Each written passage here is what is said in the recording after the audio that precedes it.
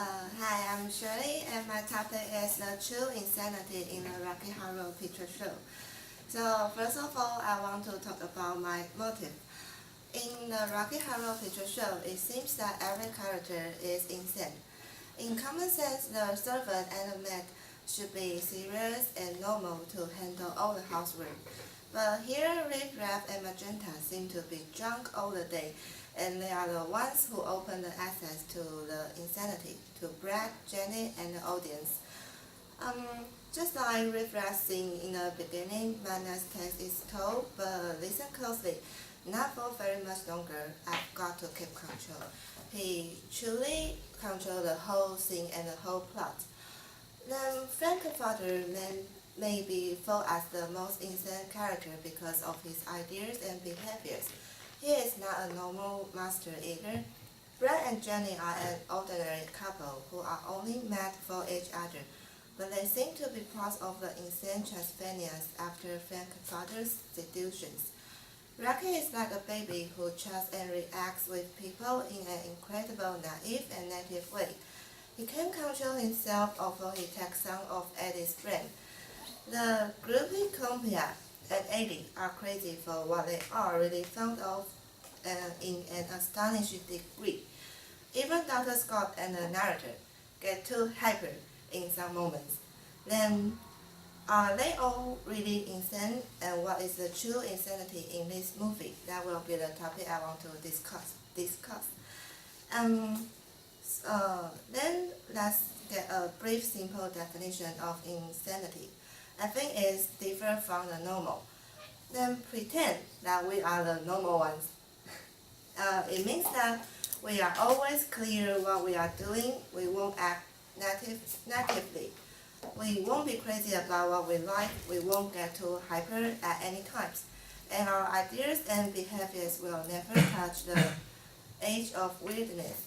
Some of these sound right, but some do not, and some are difficult to answer right. It means that the insanity in this movie can be gathered together as one group, but should be categorized. Then, before I talk about my definition of insanity in this movie, I want to talk about Foucault's definition of madness. In Madness and Civilization, Foucault talks about the concept of madness through three phases: the Renaissance, the Classical Age, and the modern experience. I want to take the first two phases as a reference. He argues that in the Renaissance, the mad were portrayed in art as possessing a kind of wisdom, a knowledge of the limits of our world, and they were portrayed in literature as revealing the distinction between what men are and what they pretend to be. It seems that the mad are teaching us a lesson and showing us what a real man should be act like. And in classical madness, the passions were important because they unite body and soul. They allow madness to occur.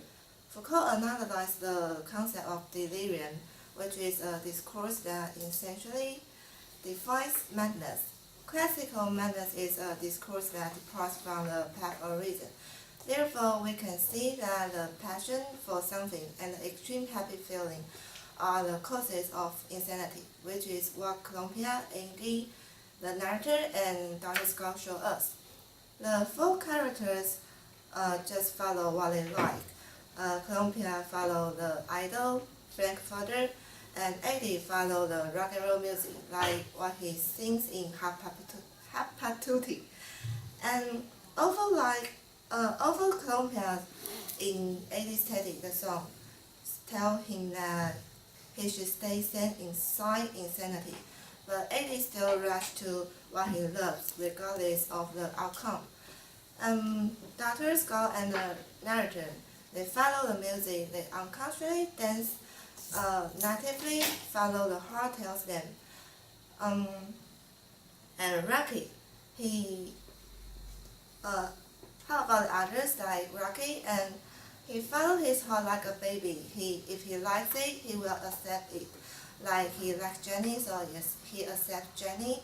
And he likes the feeling of sex, so he accepts the sex.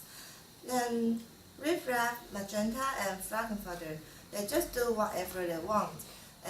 their honesty to their feeling. Then is the main point is Bragg and Janet.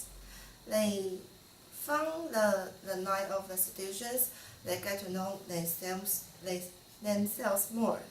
They, especially about their desire, especially Janet in the stage show, she says that she feels released.